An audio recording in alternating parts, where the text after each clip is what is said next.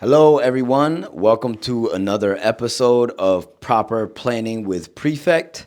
I'm Realty Ryan here with. Oh, Romano, the realtor. There you go. Yep. And today we're here to talk about the proper position of being a real estate agent and how we're able to assist our clients and why you need our assistance when dealing in the real estate industry. But, before we get started, we usually like to give you a little heads up on what we've been up to. So, Romano, what's going on? And this is actually a re-record from our previous episode, Yeah. No, right? this is kind of like, for anybody watching, like we're posting a little bit late because we did one like almost a week ago, and the audio About a came out week like ago. right. Yo, I ain't heard that in a while actually. We had to do it. That falls in the same timeline as Harlem Shake. There you go. Should we do it? No, we ain't gonna do no Harlem. Shout out to Bobby. Ain't gonna do no Harlem Shake. No, but where the heck was I? What were you talking about? Yeah, we had a little blip last week. Let them know. Yeah, no. You didn't even know. Yeah, we just had terrible audio. It's like you're trying to talk on the phone in like a meat shop and they're just yelling orders at the same time. You're just like, oh my God, I can't hear you, Mom. Well, how many pounds of meat do you want? Whoa. Easy, buddy. Kids No, watching. chill. Not like that. Yeah, no, our audio was trash, so we wanted to restart again on a similar note. We're not going to be saying the same exact things. If you, we're probably going to be. I don't know. I don't think we'll ever see the light of day on that film, but know that it was great, and this cut will be equally as good. So today, I wanted to rant a little bit about what I had done, and I was talking about in that episode, and it was my trip to Florida. Right. Florida, right?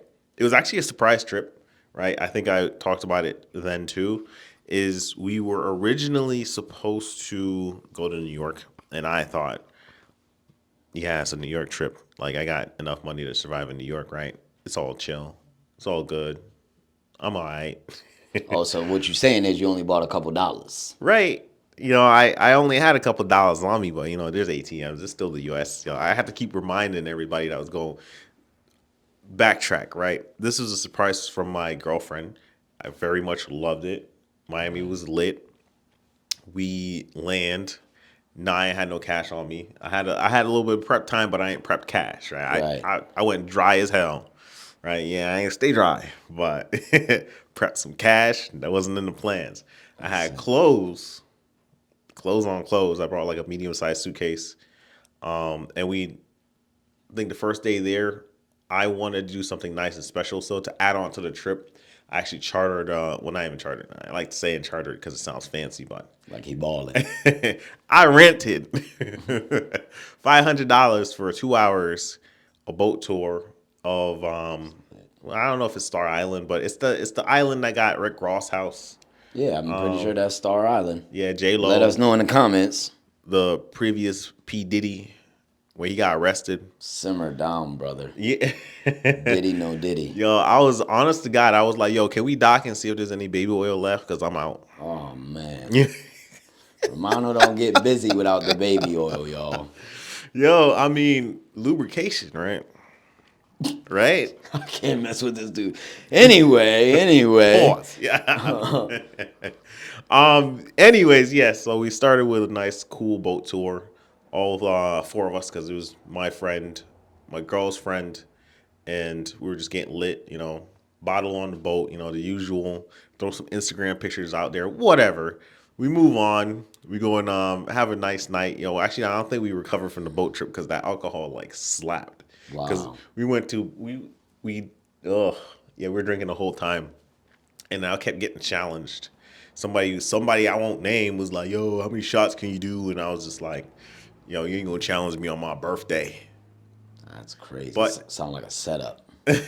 sound like a setup. But no, we have fun. We had some responsible fun. I'm a professional normally, so my fun was responsible. Sure. We ain't go nowhere after we recovered. And then the trip progressed. We did our tours. We went on the Everglades. We got Sick. we got to see some alligators. Water levels was low, so they were low key crawling. Okay. And you can see a lot more of them than you probably would have normally. At least that's what I was told as a tourist.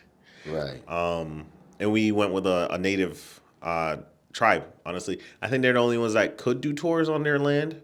But if there's anybody else that's not them, screw those guys. Right. Go with the natives. They're lit. They tell you their background story, how they lived off the, I would say land was a lot of friggin' water.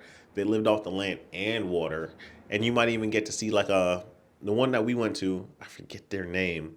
They actually brought us to one of like an older settlement that was like in the Everglades. Okay. Yeah, so you can only I feel like you can only get there by boat. So it's like those fan boats or canoe.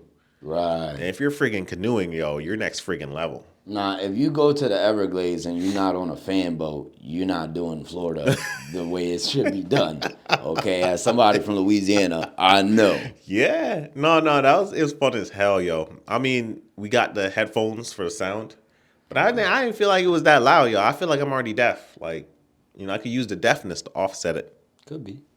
Don't do that. Could be. Use the headphones. Yeah. Safety first, people. Yes. Safety first. It was fun. Got up close and personal with some gators, and we just enjoyed the time. After that day, we did a little. After that, we did a little partying, and it was great. Honestly, we got to experience Miami. I never went there before, so I did my when in Miami, do Miami thing, There you go. and it was lit. That's the recap of my trip. It was lit. If y'all got any opinions on Miami, if you know anywhere I should have tried, where we should try next time we go, comment that shit. I need to know what's popping because it seemed like every nightlife down there it changes. Right. One night everybody at Dirty Rabbit, next night everybody at 11. You know what I mean? Rabbit. Okay. That's what we found, people, right? Because we had to go through the 11 and space and shit. Like we had to go and sift through these places to find that crowd. Because sometimes I feel like people moved around, but then it was also like the beginning of spring break. So I feel like it was the old heads. I probably would have ran into a Florida man in there.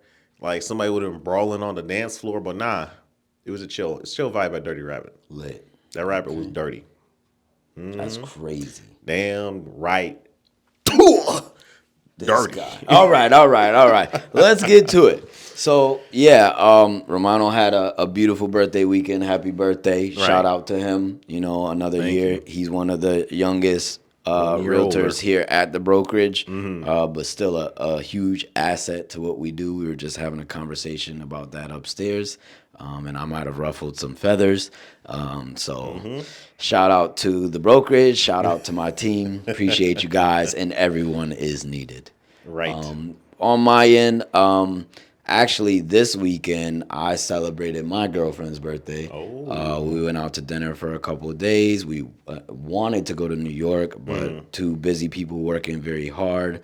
We didn't make it out to that, but we did dinner out a couple nights. Went to a comedy show. Saw older comic from comedy. Def Comedy Jam and Comic View and stuff like that. So What's that their was name? really cool. His name was Rodney something, I think. I don't know. But he's a cool guy. He's pretty funny. Did his thing.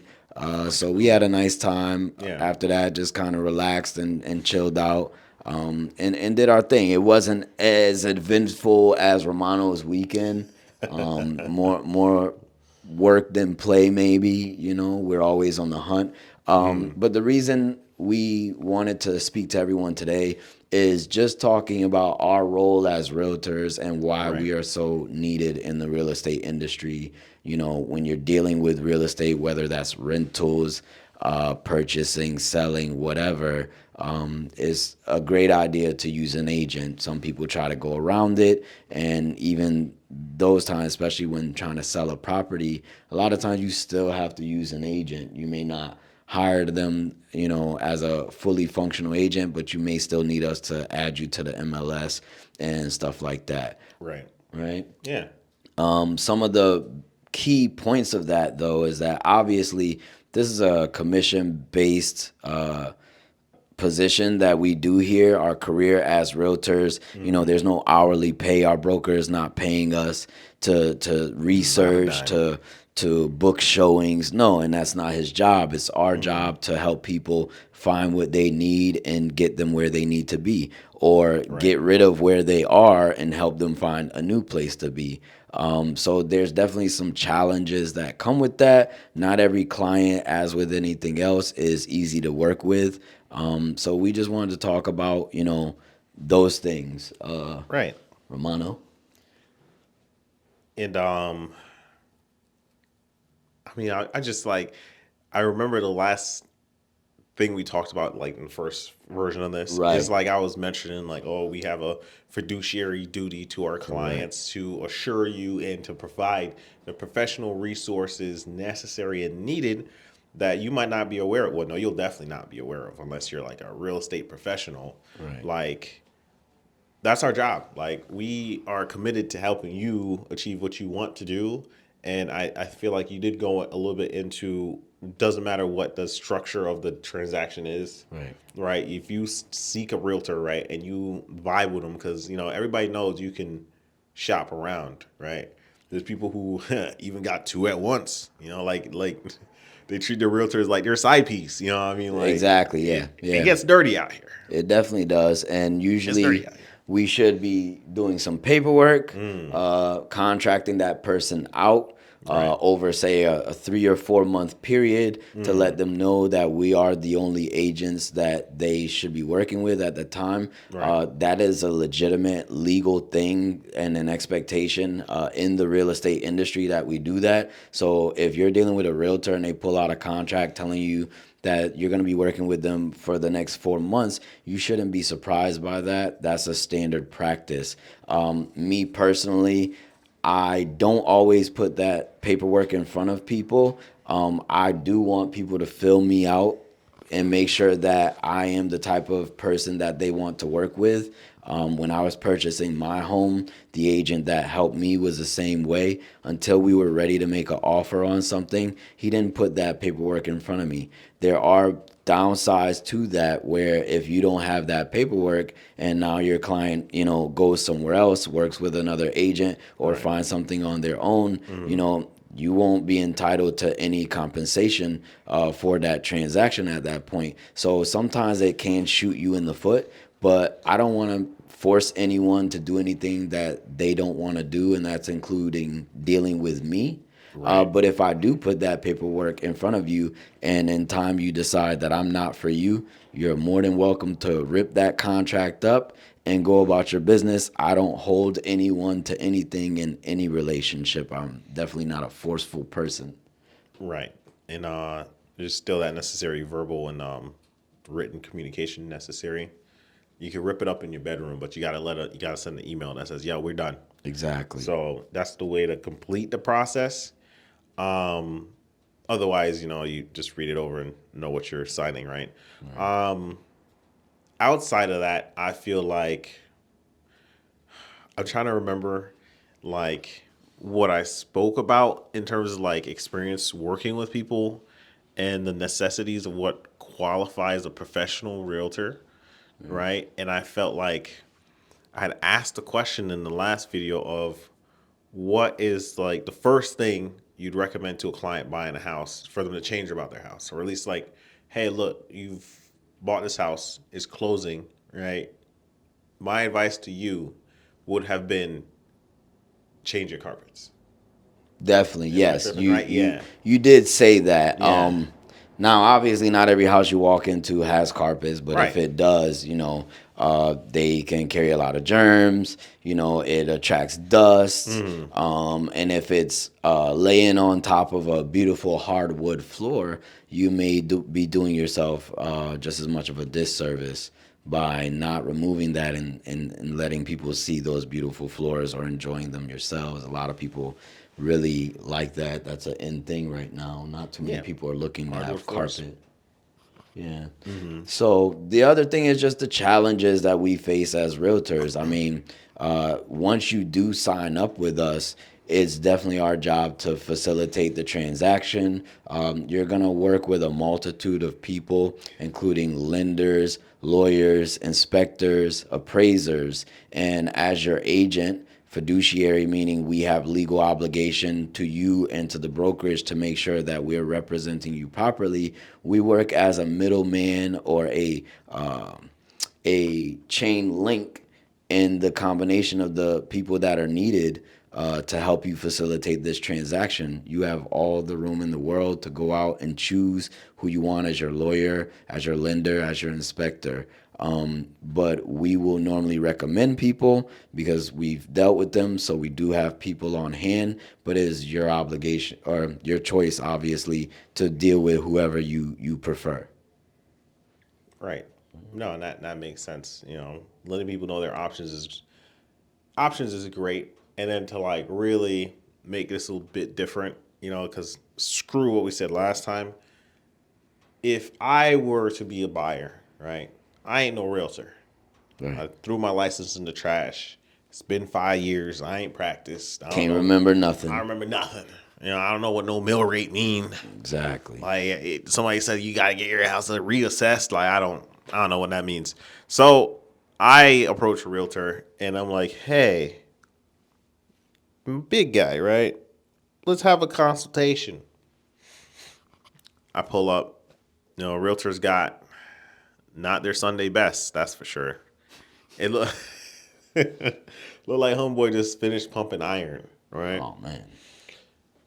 Is it unreasonable to make a judgment of that realtor's qualifications based off how they appear, or should I, I mean, read the book?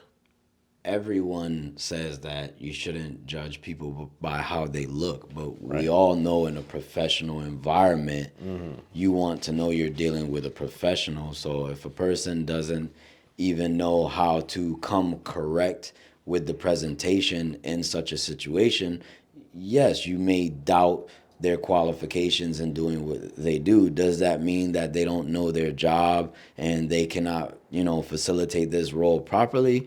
No, but it definitely, will raise a little bit of a red flag if you feel like this person is not properly presentable for, say, a showing or a meeting or a consultation. How they're going to be presentable when they're speaking to the other side to represent you. Right. So to switch it up then. Say homeboy did have his best on, right? He's his moderate good, business casual, whatever. Right. They got the chinos, the sweatshirt, the dress shoes, maybe even just like some black white sneakers. Not Air Forces though. You see Air Forces, you turn around, Run. you leave. Run. Anyways, you got some moderately eye kicks, whatever. That's a good qualifier for some people. We go out on a showing and it's just like, yeah, cool dudes. All right, let's work together. I'm here scheduling showings whenever I got the time, right? So I get out of work 5. I chill with my shawty, it's probably like 8, 9, I'm like, wait, there's a property I wanted to see. So I hit you up. I'm like, yo, can I go see this? It's at almost midnight right now, right? Can I go see this property with you right now? How would you feel about that? That's insane. So you want to see this property at midnight? Yeah, I can't go see it at midnight. Bro, you're wildin'. I mean, I think a lot of so first of all, we as agents have to book the appointment. We use software to basically check the availability. Even scheduling, I'm sometimes concerned about how late I do it because Right. when you're representing whatever property, rental, whatever, and you have it set up in the MLS for agents to schedule showings, there's a couple of different ways you can have that scheduling set. So an agent can have it set where anyone who, finds an open available slot, as soon as they book the appointment, they can have an auto confirmation. But that confirmation, even when it's on auto, well, it's still going to notify that agent and possibly even that seller. So I don't know what type of crazy person wants to disturb someone in the middle of the night and be like, yeah, we want to see your place. And I doubt that will go over well with the agent or the seller. So I work at night, third shift, and I do have people both at my work and from the outside who sometimes hit me up like really late and ask to see something. And I have to be mindful about booking that showing. Although sometimes I act up. Sometimes I do actually book a showing at 11 or 12 midnight, but I'm not scheduling it for them to see it obviously at that time. I think normally the cutoff is like 8 or 9 o'clock in most people's app that, after about 8:30, you're not seeing it. And some even ask for 24 hours notice to schedule a showing. Especially with tenants, yeah. Yeah, it's just being mindful of everyone. Like I said, if you're booking that agent may be getting a little chime on their phone. No one wants to hear a chime at midnight or 1 o'clock in the morning. That might get that person in trouble with their better half. So scheduling a showing should be at a reasonable time. You should give your agent proper notice to schedule within a 24-hour period, and the hours that you're actually showing. Obviously we all have different schedules. We work different shifts, but it should be in a reasonable time. You shouldn't be trying to run up in anyone's house at 10 o'clock at night unless you got some black Air Forces on, like Romano said earlier. But the question is, though, right? What if I'm willing to drop 5 bands? I want to see a house at 2 a.m. and I need you to bring my dry cleaning with you. What you gonna say about that? I say you're wilding, Romano. Like, everything about that sounds wrong. All right? I'm a realtor, not a dry cleaner. Okay? I'm really not even trying to have that conversation with the agent or the seller about you coming there at 2 o'clock in the morning. But just because Romano is throwing some crazy stuff out there, I'm going to say, I'm such a customer service person. If it really needed to be done and that was a person's only availability, say someone was like coming out of state and they're only going to be here in like a 24-hour period. They're working the entire time and that's their only availability. Well, during a normal time, I would reach out to that agent and let them know the scenario and see what we could do about it. Maybe I can get it done, maybe I can't. But the best I can do is let my client know the situation, letting them know that this is a bit out of the ordinary and that I would do my best to accommodate, but there are no guarantees. But I'm going to do my best for you because that's what, having fiduciary rights with your client means, that you're going to do whatever is needed to represent them properly, legally, and professionally. No, those are great answers. I mean, Romano the client will be back, right? But Romano the realtor is telling you that as professionals, especially in our group, we try to go above and beyond, set ourselves apart from competition. That's the marketing side of things. But it's been more than a few times where it's been late nights, waking up middle of the night because I got a message from my anybody, an attorney, a lender. There's something that needs to be done. I'm planning to at least, the client side, your client's not going to be awake at 1 a.m. But you can at least, start prepping everything they need done. So when they wake up, it's just a read, review the documents, sign.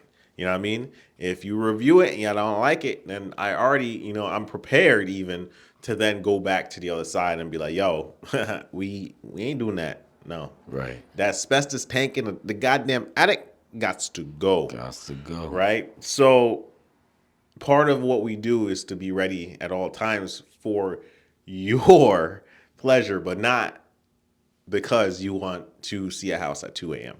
Right. Yeah, it's a little out there. It's a bit nuts. I mean, there's a lot of things we do, even scheduling a showing. I mean, I've had clients where they're out looking, whether it's a rental or a purchase, and they really don't have a particular area that they're set in. Like, it's not just one town or a surrounding area of that town. Some people are willing to go 30, 40 minutes out in opposite directions. Do we like to do that? Maybe necessarily not. But should we do that? Yes. If realistically your client doesn't have a small area of choices and they're multiple counties out, they still show interest, then you have to accommodate that. Part of that is booking the showings. I try to do as many showings in a day as possible so that I'm not just going out every other day doing showings. Right. And the other side of that is when I'm booking those showings, I want to have a nice flow. I don't want to be jumping back and forth rerouting back through a way that I've already went. So I actually take the time out, find all my showings that I'll do for the day, and try to make a nice linear, travel plan of how we get to each place. Right. So, that's another thing we do that I think a lot of people don't notice. And you don't think about it, obviously, as a client. Hey, I want to see this house. Can you show it to me? Or I want to see these 5 houses. You're just saying, let's do it. I ask you, well, when's your availability? You tell me. Now it's my job to go plot that or those multiple destinations and make sure we can get there in a timely, efficient manner. And be mindful that, hey, it's going to take about 15 or 20 minutes to look at each property, so we then have to be able to plot, well, we're going to see it at this time, we'll probably be here for this long, right. Travel distance to the next location is 15, 20 minutes. We got to think about all these things. And so being an agent is requires a lot. There's a lot of calculation going on and things like that. Right. And I like to give the analogy, it's just like that game, Just Dance, with the pad and everything. You're busting a move, Right. Sometimes you get into that flow, and that's the beautiful thing about real estate to me. So I want to use that to draw this episode to a close. Right. Because, just like we've seen today, there's good and bad sides of everything, whether it's from your client side or your realtor side. You got to be aware of who you're dealing with. Make sure they're a professional. Make sure they're worth their grain of salt. I really wanted to use that analogy, so I had to pull it out. I wish I had like grain of salt. No. I mean, I'll throw it over my shoulder. I heard that's good luck, right? That's good luck. That's what they say. I'm not a very superstitious person, but that's what they say. I don't know. I wanted to use the analogy. So, like we're saying, make sure you're tuning in for our next episode. Honestly, it might be a 2-piece today, so you'll see us direct and live again in the same outfit. Because it's been a week. Okay, guys, it's been a week. Hilarious. So thank you for watching. Subscribe, like the episode, comment, react to anything that we've said. Feel free to add your input. We will respond because we read them. And have a great, what the hell's today? What's day? Today's Thursday. Today's Thursday. Have a good Thursday. Definitely. And just one more thing before we go. We will be having that fraud seminar. Oh, yeah. We actually are rescheduling so that we can have a guest speaker, professional, to speak to you guys. This will be going on most likely at the end of April. So we're pushing it back a little bit to accommodate our speaker. And we look forward to speaking with you guys. We will try to have it like live or something so you can ask questions if you have any, because we do know that this is something a lot of people deal with. So, right. Like Romano said, we appreciate you guys tuning in. Stay tuned for the next episode and have a great Thursday. Happy weekend, Friday, Saturday, Sunday. And if it's not your weekend, because I'll be working all weekend, still enjoy yourself. Hump day. Oh, yeah. All right, everybody. Take care.